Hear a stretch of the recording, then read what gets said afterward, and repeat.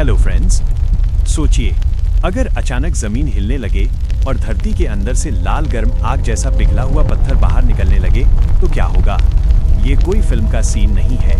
पृथ्वी पर कई जगह ऐसा सच में होता है।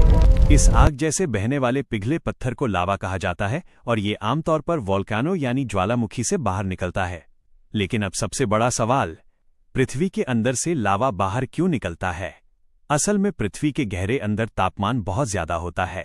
इतनी गर्मी और दबाव की वजह से चट्टानें पिघलकर एक तरल पदार्थ बन जाती हैं। इस पिघले हुए पदार्थ को मैग्मा कहा जाता है।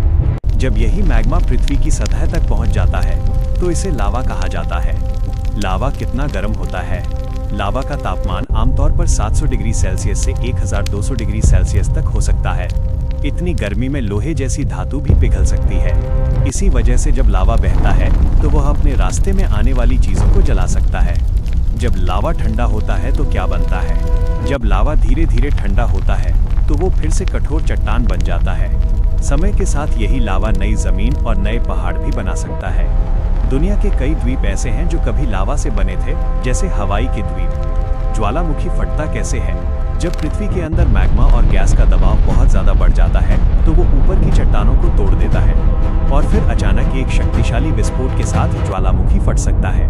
उस समय लावा, राख और गर्म गैसें कई किलोमीटर ऊंचाई तक आसमान में जा सकती हैं। और सबसे दिलचस्प बात, दुनिया में अभी भी हजारों ज्वालामुखी मौजूद हैं, जिनमें से कई आज भी सक्रिय हैं। यानी हमारी पृथ्वी बाहर से शांत दिखती है, लेकिन इसके अंदर आज भी जबरदस्त आग और ऊर्जा छिपी हुई है।